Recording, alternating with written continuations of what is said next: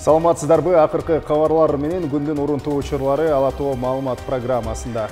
Кутман кеч, урматтуу телегөрүүчүлөр, студияда Расул Багышбаев жана Гүлжан Кулманбетова бүгүнкү чыгарылышта. Каттоосуз кайда бараарын билбей каржы алгандар. Бишкектин өзүндө жана чет жакаларында жүздөгөн үй бүлөлөр документи жок жашап келет. Ичеги карын инфекциясы жайыла баштады.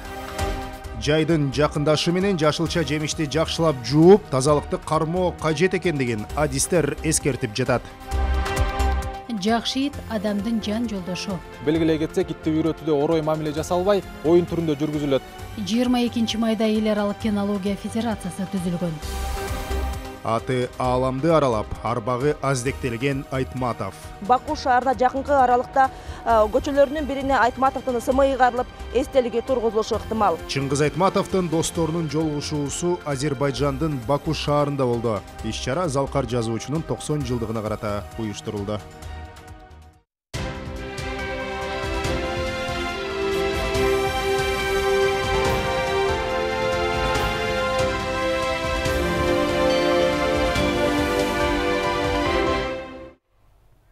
Эки миң 26 жылга чейин сугат суусу боюнча мамлекеттик программанын үстүндө жигердүү иш жүрүп жатат. 3 баскычта 46 объектини куруу камтылган болсо, анын айрымдарын салууга ири инвесторлор менен макулдашуулар бар жана курулуш жумуштары ийгиликтүү уланып жатат. Быйыл өлкөдө 15 ирригациялык объектинин курулушу башталды. Жыл аягына чейин анын 6 бүткөрүлсө, келерки сугат маалына пайдаланууга болот. Кененирээк кабарчыбыз Нургүл Жумабекованын репортажында.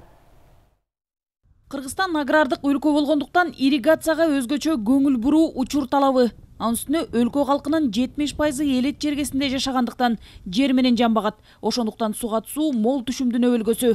Суу чарба департаменти дыйкандарга сугат суусун тийиштүү көлөмдө берүүгө даяр. Ал үчүн эртелеп кам көрүлүп, 412 чакырым каналдар оңдолуп, суу өтүүчү түйүндөр тазаланды. Насостук станциялар калыбына келтирилди. Бул күнүмдүк гана жумуштар. Соңку 2 жылдан бери өлкөдө сугат суу көйгөйүн чечүүдө чечкиндүү кадамдар башталды. 2026 жылга чейин ирригацияны өнүктүрүү боюнча мамлекеттик программанын алкагында каналдарды калыбына келтирүү, суу топтоочу жайларды куруу жумуштары иштиктүү жүрүүдө. Анын бири Баткен облусундагы Карагыштак Боз каналын айтса болот. Каналдын калыбына келтирилип жаткан тилкеси 8 чакырым. Азыр 6 чакырымы реабилитация болду. Бул жумуштар аяктаса, Үч Коргон айыл өкмөтүнүн 500 гектар жери сугат суу менен камсыз болот. Кызыл Кыянын военный заводунан мындай болуп, ушул жактан курулуп, азыр 6 километр жери бүткөрүлгөн. Анан 400 метр туннель бүткөрүлгөн. Анан 1 километр 702 километрге жакын жер бүт элек Балакыш айылында. Ошолну азыр бүтүшүнү күтүп жатабыз. Ошол бүткөн болсо, бул каналга суу жүрүшү мүмкүн. Бул эгер бул Каракыштак Боз каналында суу жүргөн болсо, Үч Коргон айыл өкмөтүнө караштуу 500 гектар суу менен камсыз болот деген ошол план боюнча, проект боюнча көргөзүлгөн. Сооронбай Жээнбеков премьер-министр кезинде таза суу менен камсыз кылуу жана ирригация маселесине өзгөчө көңүл бурган маселенин бири. Өлкөдөгү оңдоо калыбына келтирүү жумуштары талап кылынган бир топ объектилерди жерине чейин барып, абалына өзү да күбө болгон. Андагы башталган иштер президент болуп турганда да улантылууда. Ирригацияны өнүктүрүү боюнча мамлекеттик программага ылайык 3 баскычта 46 ирригациялык объект курулган турат. Биринчи баскычта 17 ирригациялык объект курулат. Бул жумуштарга каражат табылган, оңдоо калыбына келтирүү жумуштары жүрүп жатат. Ал эми экинчи баскычта жалпы болуп 16 ирригациялык объектине салуу каралган. Бул жумуштарга талап кылынган каражатты эл аралык уюмдар, донорлор жана инвесторлор менен сүйлөшүүнүн негизинде табуу каралууда. Үчүнчү этапта ири өлчөмдө каражат талап кылган 13 сугат суу объектиси салынат. Бул жумуштардын азырынча каржы булагы чечиле элек. Бул объектилерди курууга Корей тилектештик фонду, Европа өнүктүрүү жана реконструкция банкы менен Кытай элдик республикасы кол сунууда. Белгилей кетүүчү жагы, Кытай Кыргызстандын башкы соода экономикалык өнөктөштөрүнүн бири. Кытай грантына жолдорду куруу сыяктуу ири долбоорлор жүзөгө ашып жатат. Алардын катарында ирригация долбоору дагы бар. Кытайдын грант түрүндө берген 32 миллион доллар каражатына 6 ирригациялык объектинин курулушу жүргүзүлөт. 2018 жылы биз 15 ирригациялык объекттин курулушун жүргүзүп атабыз. Анын 8 ирригациялык объектиси республикалык бюджет несиебинен каржыланып башталууда. Ал эми 7 ирригациялык объектилер бұл инвестициялық бұлақтардан. Айта кете тұрған болсақ, 6 ирригациялық объект Қытай грантының есебінен 32 миллион долларға. Ошондой эле Сарымсак каналы 2018 жылы 450 миллиондық көлөмүнен Ислам өнүктүрүү банкынын каржылоосу менен быйылкы жылы башталып атат. Долбоорго камтылган Тоң районундагы суу тосмо дал ушул Кытай грантынын эсебинен курулат. Жакында Ысык көл облусуна болгон жумуш сапарынын алкагында президент Сооронбай Жээнбеков Ак Өлөң ирригациялык объектинин пайдаланууна капсула салды.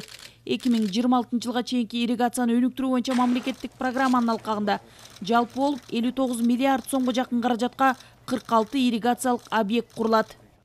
Бул 46 ирригациялык объекттин ишке кириши менен 65 000 гектардан ашык жаңы сугат жери өздөштүрүлөт. 51 000 гектардан ашык сугат жерде сугат суу муктаждыгы чечилет жана насостук станция менен сугарылган 10 000 гектарга чукул жер өз нугу менен сугарууга өткөрүлөт. Ошону менен бирге 50 000 гектар сугат жердин мелиоративдик абалы жакшырат. Мамлекеттик программа жүзөгө ашса, дароо бир эле учурда бир топ маселелер жолго коюлат. Эң башкысы чек арага чектеш аймактардын чек ара маселеси, миграция сыяктуу бир катар социалдык көйгөйлөр чечилет жана кооперативдер жанданып, азык-түлүк коопсуздугу камсыталат. Миңдеген жумуш орундары түзүлүп, бюджетке да каражат түшөт. Нургүл Жумабекова, Уулжан Тураева, Тимур Сыдыгалиев, Коомдук 1-канал. Эми таза суу менен камсыз кылуу багытында жасалып жаткан иштерден республика боюнча 1813 айылды таза суу менен камсыз кылуу зарыл. Бул багытта тиешелүү адистердин аракеттери кийинки материалда. 2026 жылга чейинки аралыкта айыл жерлерин ичүүчү таза суу менен камсыз кылуу боюнча мамлекет стратегия кабыл алган. Анын негизинде өлкөдөгү 425 айылдын жана 22 шаардын суу түтүктөрүн калыбына келтирүү иштери каралууда. Былтыр эле 2017 жылы 200 миллион сомго 12 айылда таза суу киргизилди. 2018 жылга 150 миллион сомдон сом тегерегинде акча каралып 80 объект киргизилип атат. Бул 2018 жылы. Таза суу менен камсыз кылууда 439 миллион доллар керектелет. Ал үчүн бүгүнкү күндө 8 өнөктөш донорлор тартылды. Алардын бири болгон Дүйнөлүк банк тарабынан бөлүнгөн 72 миллион доллар Ош, Ысык көл, Чүй облусунун 117 айылын камтыган Ала тоо булагы программасын ишке ашырууга жумшалат. Ал эми Ислам өнүктүрүү банк тарабынан бөлүнгөн 23 миллион доллар Жалал Абад облусунун 24 айылына сарпталмакчы. Бүгүнкү күндө шаарларга инвестиция тартуу биротоло чечтик десек болот. Шаарларга маселе жок инвестиция тартуу. Бирок ошону алгандан кийин кайтарып берүү маселеси жана мен айткандай өтө орчундуу болуп турат да. Бүгүнкү күндө ичүүчү сууга болгон тариф өздүк наркынан 3-4 эсеге төмөн. Ага байланыштуу аны 80% чейин жогорулатуу керек деген оюн билдирди адис. Эгерде мына Бишкекте өздүк наркы себестоимость деп коебуз, 7 сом 70 тиын турса 5 сом 38 тиын. 2 сом ошол эле мындай жакта водоканалдардын боюна жүктөп койгонбуз да. Жер тамдарда суткасына орточо эсеп менен бир үй бүлө 35 литрге жакын суу колдонот. Ал эми көп кабаттуу үйлөрдө 325 литрге чейин жетет. Буга байланыштуу бүгүнкү күндө бардык үйлөргө суу эсептегичин орнотуу менен колдонгон сууну каттоого алуу зарылдыгы келип чыгууда дешет адистер. Кыял Шаршеева, Бактурсун Дүйшөнбеков, Коомдук 1-канал. Берүүбүздүн кийинки түрмөгү расмий кабарлардан президент Сооронбай Жээнбеков Европа коопсуздук кызматташтык уюмунун башкы катчысы Томас Гремингерди кабыл алды. Жолугушууда мамлекет башчысы анын өлкөгө болгон сапары ЭКК тарабынан Кыргызстанда жүргүзүлүп жаткан реформаларды жана өнүгүүнүн саясий багытын колдоорун көрсөтүп турганын белгиледи. Эл аралык уюмдардын анын ичинен ЭККнун Кыргызстанда парламенттик демократияны өнүктүрүүгө салымы чоң болгон деп билдирди президент. Ошондой эле 2018 жыл өлкөдө аймактарды өнүктүрүү жылы деп жарыяланып, анын алкагында айыл жеринде жашоо шартты жакшыртуу, аймактардын экспорттук дараметин жогорулатуу жана миграцияны кыскартуу максатында жумушчу орундарды түзүү иштерине өзгөчө көңүл бөлүнүп жаткандыгын белгиледи. Сооронбай Жээнбеков Томас Гремингерди Европа коопсуздук кызматташтык уюмунун Кыргызстандагы иш алып барып жаткандыгынын 20 жылдыгы менен куттуктап, мындан ары тыгыз кызматташтык болооруна ишенимин билдирди. Өз кезегинде ЭККнун баш катчысы Сооронбай Жээнбековду президент болуп шайланышы менен куттуктап, Кыргызстанда демократиялык институттардын өнүгүп жатканын, анын ичинен адам укуктарын коргоо жаатындагы оң жагдайларды өзгөчө белгиледи. Урматтуу башкы катчы мырза, Кыргызстанга Hoş geldiniz. Biz sizinle yoldaşlarımızla, sizinle metniyete oturup tanış oturduğunuzda abdan çok kuanıştayız. Buna sizin gelgeniniz Kırgızistan'da özünüz vakti bölüp bu iki günün bu Kırgızistan'da olup жатқан demokratik reformalarda және bizim siyasi bağıtımızda kolda katarı biz есептейбіз. Kırgız memleketi abdan kısa müddette başımızdan ağır mezgil ötküzdük. Ayrıca 2005-2010 yılları şunday mezgil oldu. Oşonda dağı önlükön өлкөлөр OBS general коомчулук bizdi koldoп, biz менен дос мамлекеттер колдоп, biz мамлекет сунда сактап калдык. Эки революция болду. Ошонун баардыгы тең ошол парламентаризм менен диктатуранын талашынан келип чыккан мындай болгон окуя деп эсептейм. Биздики азыр Кыргызстан жолу тандады. Бул парламентаризм системасы, демократия жолу. Биз буюрса жолдон кайтпайбыз. Kırgızistan menен эки күнүн ортосундагы биздин кызматташтыкты мындан арабдан бекемдейт деп мен ишенем. Кыргызстанга кош келипсиз. Mr. President, thank you so much for receiving me. Биз сөз эркиндигине багытталган сиздин чечимдериңизди канааттануу менен кабыл алдык. Биз ошондой эле сиздин өлкөнүн өнүгүшүнө жарандык сектордун салымын баалаганыңызга кубанычтабыз. ЭКУ Кыргызстандын мыйзамдардын үстөмдүгүн, адам укуктарын камсыз кылуу, жарандык секторду колдоо принциптерине таянган парламенттик демократияны бекемдөөсүн колдойт. Андан соң Европа коопсуздук кызматташтык уюмунун баш катчысы кабарчылардын суроолоруна жооп берип, президент Сооронбай Жээнбеков менен ачык, жемиштүү сүйлөшүү болгондугун, Кыргызстан менен Европа коопсуздук кызматташтык уюмунун ортосундагы алакаларды бекемдөө боюнча маселелер талкуулангандыгын белгиледи. Гремингер ошондой эле Европа коопсуздук кызматташтык уюму Кыргызстандагы жүрүп жаткан бир катар иш-чараларга, анын ичинен коррупцияга каршы күрөшүү, аймактарды өнүктүрүү, таза коом программасын ишке ашырууга, адам укуктарын жана мыйзамдардын үстөмдүгүн камсыз кылууга көмөк көрсөтөөрүн билдирди.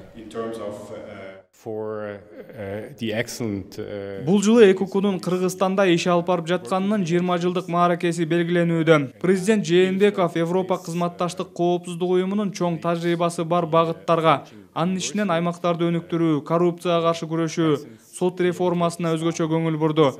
Эл аралык уюм бул тармактардын баардыгында өз тажрыйбасы менен бөлүшө алат. ЭКУ Кыргызстан менен бекем кызматташтыкты улантууга дайым даяр. Кыргыз Республикасынын өкмөтү Европа коопсуздук кызматташтык уюму менен кызматташтыкты жогору баалайт. Муну премьер-министр Мухаммедкалый Абылгазиев ЭКУнун баш катчысы Томас Гремингер менен жолукканда билдирди. Анда өкмөт башчы Европа коопсуздук кызматташтык уюмуна ар түрдүү долбоорлорду ишке ашыруудагы көмөгү жана аракеттенишүүсү үчүн ыраазычылык билдирди. Премьердин айтымында өлкөнүн аймактарын өнүктүрүүгө жана мамлекеттик органдардын ишмердигин санариптке өткөрүүгө өзгөчө көңүл бурулууда. Мына ушул багыттагы иштерди колдоого көрсөтөөрүңөргө ишенебиз деди. Өз кезегинде Томас Гремингер өкмөттүк түзүмдөр менен иштешүүнүн конструктивдүү үлгүсү түзүлгөндүгүн белгиледи. Европалык коопсуздук кызматташтык уюмунун башкы катчысы Томас Гремингер менен тышкы иштер министри Эрлан Абдылдаев дагы жолукту.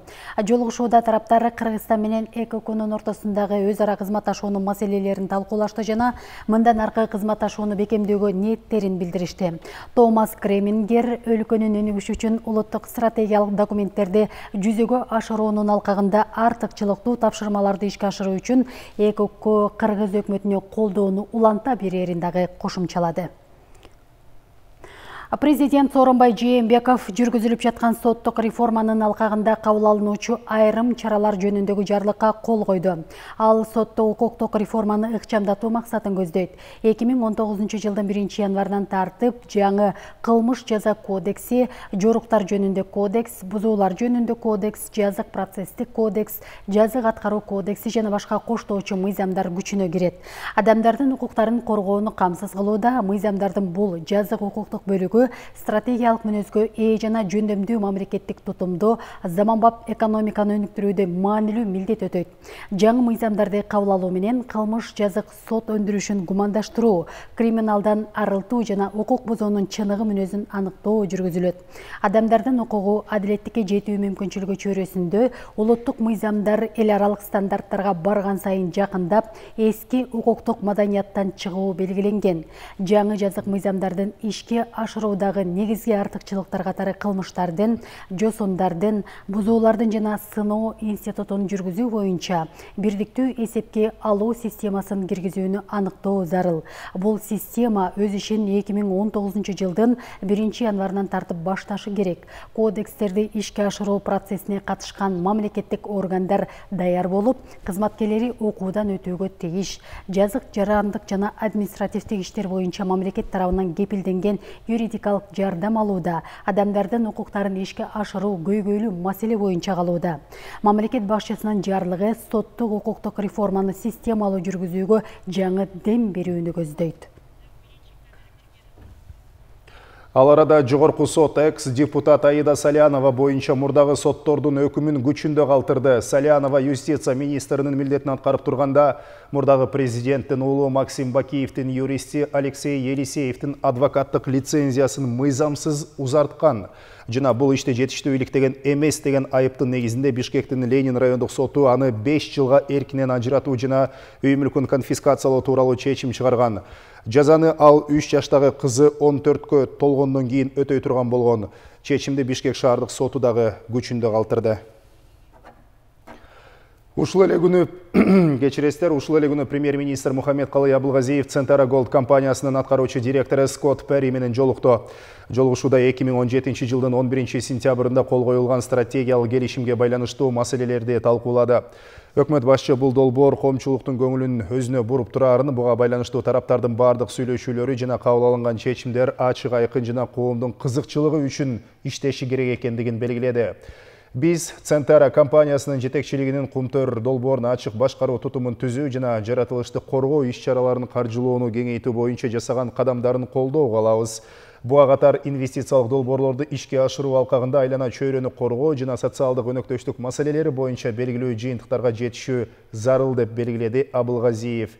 Өз кезегинде Центара Голд компаниясынын аткаруучу директору Кыргыз Республикасынын жана компаниянын директорлор кеңешинин көз караштарын жакындатуу үчүн бардык күч аракетин жумшай тургандыгын билдирди.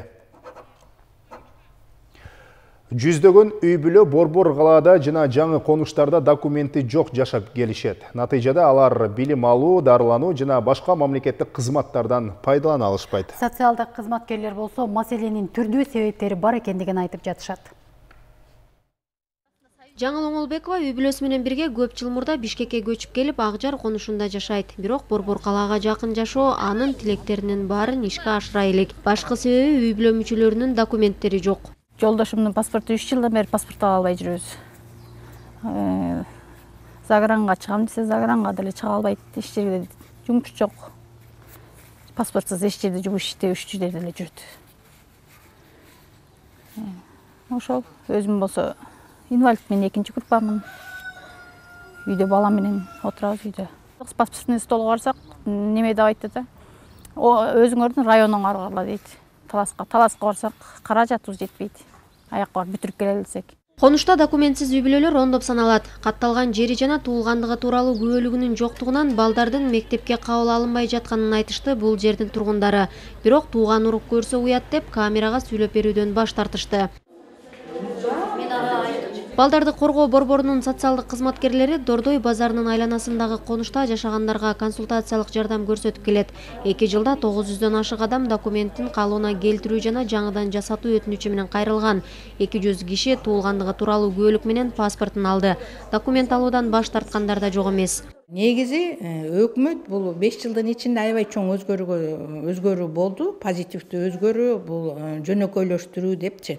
Ошондой болсо дагы көп нерселер баары бир тоскоолдуктарга биздин жарандар туш болуп атышат. Балдарды коргоо борбору Дордой 1, Дордой 2, Келечек, Калыс Ордо, Ак Бата, Алтын Казык конуштарында жана Ош базарынын айланасында жашаган үй бүлөлөргө жардам көрсөтүүдө. Жардамга муктаж болгондор турак жайы, туруктуу каттоосу, жумушу жок үй бүлөлөр. Бурулай Сурманкулова, Зарема Мусаева, Эсен Турабыкеев, Коомдук 1 канал.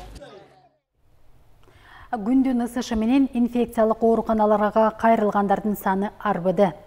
Бирели республикалык жугуштуу ооруларды дарылоо борборуна бир суткада 250дөй бейтап кайрылса, анын 100гө жакыны ичеги карын оорусуна чалдыккандар. Дарыгерлер ооруну алдын алууда жашылча жемишти жана тамак аштын бардык түрүн колдонууда өздүк гигиенаны так сактоого чакырууда. Кененирээк Бурулай Сурманкулованын материалында. Зияда Таштанбекова 10 айлык уулун карап оорукананын коридорунда жатканына 3 күн болду. 1 жашка чыга элек ымыркай төрөлгөндөн эле энесинин сүтүн эмбейт, атайын тамактарды жейт. Бир аз күн мурда жаңыбышкан алчаны жегенден кийин кусуп, алы кетип бейтапканага келүүгө аргасыз болушкан. Балам ушу черешни жеген негизи. Ошондон кийин эле кузуп баштады да. Көбүнчө кузуп аттык бир күндө 5 маалдан. Азыр акыбалы жакшы. Негизи башка энелерге дагы колун таза жууп, балдарды таза бышкан тамактар менен азыктандырышын суранат элем да. Азыр аябай көп болуп атат. Зияда сыяктуу балдар менен республикалык жугуштуу ооруларды дарылоо ооруканасында жаткан бейтаптар көп. Ооруканадан билдиришкендей, күндүн жылышы менен мында кайрылгандардын саны кескин көбөйгөн. Ооруканага суткасына 250дөй бейтап кайрылса, анын 100гө жакыны ичеги карын жугуштуу дарты менен жабыркагандар. Дарт аныктоо бөлүмүндө 35 орун болсо, азыр ал толуп бейтаптар коридорго жайгаштырылууда. 70 больной дарыланып жатат. Күн ысып кеткенине байланыштуу оорулар дагы көбөйүп атат. Анткени булар биринчиден булар жанагы бат бузулуп кете турган тамактарды күн ысыкта жеп алышат. Көбүнчөсү эле азыр айтып аткан эмелери пирожки жедим эле, самсы жедим эле деп. Кичинекей балдар болсо, булар жанагы клубниканы жуубай беришет. Помидор, огурцлар жуубай колуна берип коюшат. Ошолор оорулар болуп атат. Ичеги карындагы инфекцияны алдын алууда негизги маселе жеке гигиенаны туура сактоо экенин дарыгерлер белгилешет. Аны балага үйрөтүү жана аткарылышын көзөмөлдөө ата-эненин түз милдети. Ичеги оорулардын баарын болезнь грязных рук деп коебуз да, кол жуубаган оорусу деп. Ошолор биринчи очередь бул профилактикасы кишечный оорулардын бул биринчи колун жууш керек. Биринчи колун жууп, жей турган тамактарды жууп, кол менен жакшылап жууп тургандан жесе, ич аарынын оорулары азаят. Балдардын ич өткөк оорусу менен кошо жаш балдарда оозул оорусу көбөйүп жатканын дарыгерлер айтышат. Мунун негизги себеби ата-эненин тамакты чайнап баланын оозуна салганында. Адамдын ооз көңдөйүндө ошол адамга тиешелүү көзгө көрүнбөгөн микробтор бар. Ал башка кишинин оозуна түшкөн учурда түрдүү жугуштуу ооруларды пайда кылат. Дарыгерлер ар кандай ооруларды алдын алууда ар бир адам жеке гигиенаны так сактоо кеңешин берет. Бурулай Сурманкулова, Азамат Кыдыр Токтоев, Коомдук 1 канал. Халықтың саламаттығы өлкө келечеги демекчи Нарын облустук бириктирилген ооруканасынын жалпы терапия бөлүмүнүн имараты кайра курууга муктаж. Азыр эскилиги жеткен имаратта өмүр сакчылары кооптонуу менен иштеп жатышат. Ал өткөн кылымдын 70-жылдары курулуп ишке кирген күндөн тарта бир дагы жолу капиталдык оңдоодон өткөн эмес. Жергиликтүү бийлик болсо аймактарды өнүктүрүү жылынын алкагында курулушту баштоо убадасын беришти. Уна жолдорун паспорттоштуруу иштери башталды. Эми маалыматтар атайын программага киргизилет. Мындай программа Кыргызстанда биринчи жолу колдонулуп жаткандыгын өлкөнүн транспорт жана жолдор министри Жамшитбек Калилов билдирди. Анын айтымында паспорттоштуруудан эл аралык жолдордон тартып, жергиликтүү жолдорго чейин бардыгы өтөт. Мунун пайдасы көп. Айрым жерлерден ремонт иштериндеги муктаждыктарын чечүү үчүн аймактарга баруунун кажети жок болот.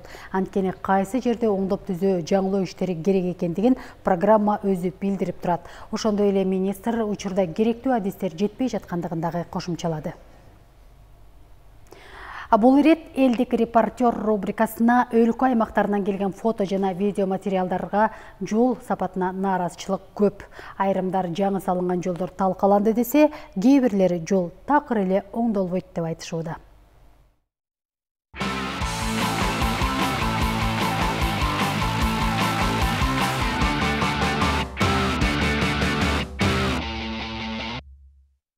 Айылдын башындагы жана 800 метр аралыгындагы 2 турбо бар, сел өткүзүш. ошол турбаларды оңдоо эле бетине асфальт басып жатат азыр. Ноокат районунун Зулпуев айылында жолдоңдогондор көздөрүн жумуп алып иш жасап жаткандай. Анткени бул жерде талкаланган трубалар алмаштырылбастан эле жолду оңдоо иштери жүргүзүлүп, эми асфальт төшөлгөнү калыптыр. Буга ачууланган айылдыктар трубалар сынып, талкаланып, бүтөлүп калганынан жаан-жагында айылдагы үйлөрдү суу каптап жатат деп бушайман. Муну айткан айылдыктар текшерүүчү органдар биз жакка бир баш багып кетсе, сонум гана болмок деп билдирүү калтырган. Турбалар сынган, эч кандай суу өтпөй калган почти. Мына Кыргызстандын жаңы курулган жолдору караңыздар, мына күзүндө бүткөн жол кайра жазында мондой болуп калды. Караңыздарчы. Бир жыл мурун жаңы жолду болдук деп сүйүнгөн Ак-Өргө конушунун Кыркыз көчөсүнүн жашоочулары эми минтип чаң жутууда. Күзүндө эле колдонууга берилген жол бир кышка туруштук бере алган эмес. Мамлекеттин капчыгынан бул үчүн ири суммадагы каражат кеткенин айткан автор, деги жолдун сапатына көңүл бурган киши барбы деп суроо салган. 3-4 айга жетпеген жол кандай болот бул? Шуну контроль кыла турган бир мекемелер барбы? Они нарушают все нормы техники безопасности. Смотрите. Мында жука темирлер менен курулуштун тегерекчетин тосуп алып, имаратты бузуп жаткандар эмнени ойлогону белгисиз. Автор тартып жөнөткөн тасмага көз чаптырсак, бул тосмолору кулап түшкөн дубалдын калдыктарына туруштук бере алган эмес. Бул жерде ал учурда 1,5 өтүп бараткан болсо оңбой калмак. Автор мында техникалык коопсуздуктун нормалары такыр сакталбаганын белгилеп, курулуш ээлерине карата чара көрүүнү өтүнгөн. Именно на пешеходной полосе происходит вот после их сноса зданий обвалилось прямо на тротуар. Ош шаардын дагы бир тургуну шаардагы төрөткананын аймагындагы жолдун акыбалын сүрөткө тартып жөнөткөн. Автордун айтымында оорукананын ички-тышкы кебетесине такыр көңүл бурулбайт. Эшиктин алдындагы оюлган жерлер жыл сайын кеңейип, жаан-жаганда басканга мүмкүн болбой баратат. Жайыл районунун Орто Суу айылынын аксакалдары окуучулардын жоосунсуз жоруктарына нааразы. Алардын айтымында улуу жеңиштин 70 жылдыгына арналып тургузулган эстелик менен танк окуучулардын эс алуучу жайына айланган. Буга капаланган аксакалдар балдарга туура тарбия берүүнү өтүнүп, мектептин директоруна жана ата-энелерине кайрылуу жасады. Эгер сиз дагы кандайдыр бир окуяга күбө болсоңуз, окуяны өзүңүздүн ойлук телефонуңузга видеого же сүрөткө тартып, дароо элдик репортер рубрикасынын WhatsApp, Telegram же Viber аркылуу 0551 74 81 18 номерине жөнөтүңүз.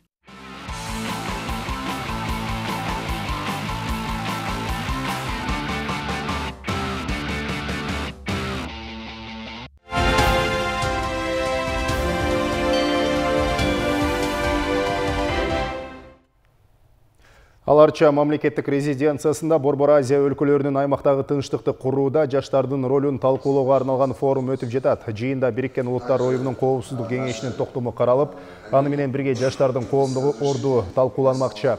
Кыргызстан Борбор Азия чөлкөмүндө биринчилерден болуп уюштурган иш-чарага коңшу өлкөлөрдүн өкүлдөрү жана талдоочулары чогулган.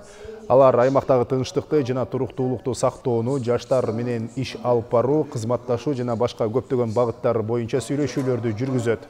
Белгилей кетсек, Бириккен Улуттар Оюнунун коопсуздук кеңеши тарабынан жаштарды колдогон резолюция 2015-жылы кабыл алынып, дүйнө элдери арасында ишмердүүлүгүн жүргүзүп келет.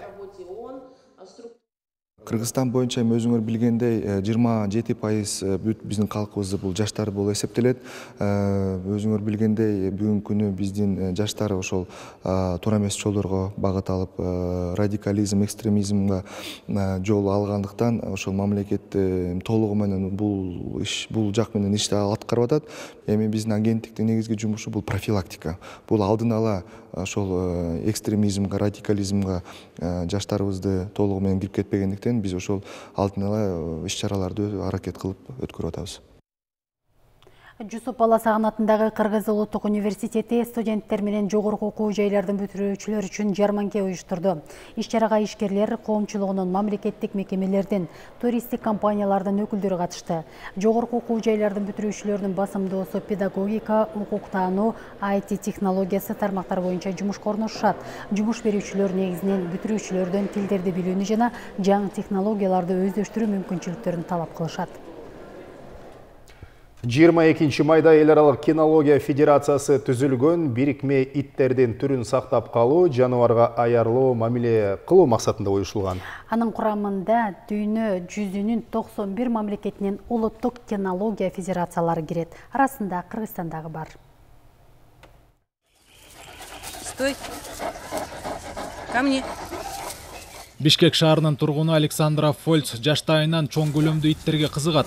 Жетелеп жүргөн иттин бул тукумун Москвадан күчүк кезинде алып келген. Немец догу иттердин эң көлөмдүүсү, салмагы 80 килограмм. Арткы бутуна таканчыктаса бою 2 метрге жетет. Көлөмдүү болгону менен өзүн тыккан алып жүрөт. Мыкты коргоочу, кичинекей балдар менен жакшы достошот. Также подходит для семьи с детьми. Балдар үйдө жалгыз калса ууру кирет деп коркпойм. Ит балдардын жанынан чыкпайт. Кичинекей уулум мени ойнойт, өңөрүп барып акырын түшүрүп коет. Присядет, чтобы ребенок аккуратно скатился, он никогда его не скинет, не укусит.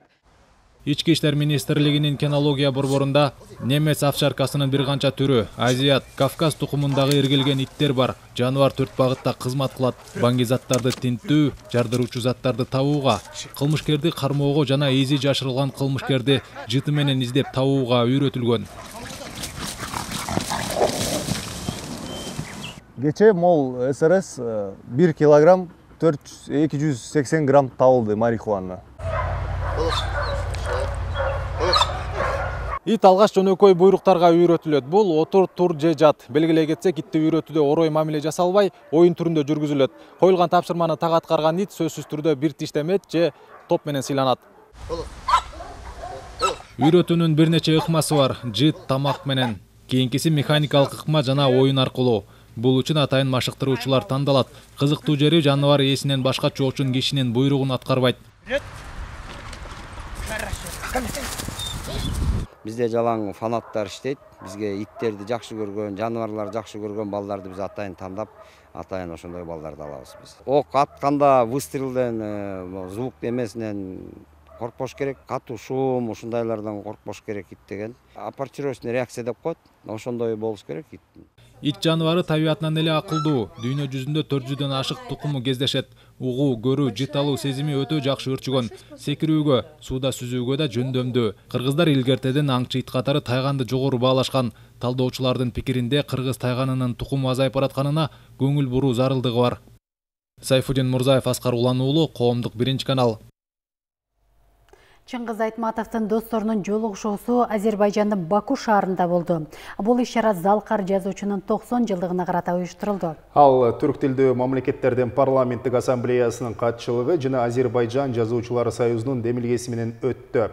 Айтматовдун Азербайжандагы калемдештеринин пикирин Гүлнара Касымбекова жеринен угуп келди.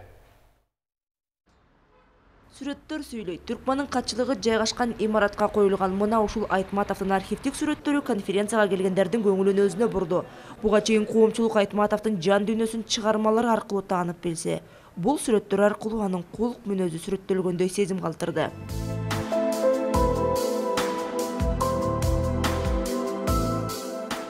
Чыңгыз Айтматов Азербайжанды өзгөчө жакшы көрчү. Бул өлкөдөгү ынактоосу Анар Рзаев. Азербайжандын жазуучулар союзунун төрагасы Айтматов менен жакшы катышчу. Рзаевдин айтымында кыргыз жазуучусуна жолуккан сайын анын ыйманы бешенесинен төгүлүп турчу. Я был у него дома в Киргизии, он в Баку у нас гостил. Чыңгыз Төрөкулович экөөбүз абдан ынак болчубуз. Мен Кыргызстанга барганда аныкына, ал Азербайжанга келгенде меникине келчү. Биз бири-бирибиздин оюбузду алыстан эле окучубуз. Мына ошол ойлор экөөбүздү жакындатты болуш керек. Сказано всё. Айтматовдун атына айтылган жакшы сөздөр уютулган алтындай келбетине келишип турчу деп эскерет Азербайжандын улуттук мажлисинин депутаты Иса Хабибейли. Ал Кыргызстанга келбесе да Айтматовдун чыгармалары аркылуу кыргыз элинин руханий дүйнөсүн көрө алдым дейт. Чингиз Айтматов вечный магикан всемирной литературы. Чыңгыз Айтматов чыгармалары жана каармандарынын тагдыры аркылуу ар бир окурманга жакындады. Ал Азербайжан элинин жазуучусу боло алды. Анткени биздеги ар бир окурман Айтматовдун чыгармаларын окуп чыккан. Жазуучуну улуу адабияттын легендасы десе болот. Мына ошондой адам менен жакындан сүйлөшүп, ынак болгонума кубанам. Конференциянын жыйынтыгында Баку шаарына Чыңгыз Айтматовдун эстелигин тургузуу жана анын ысымын бир көчөгө ыйгаруу сунушу Азербайжандын президенти Ильхам Алиевге жолдонду.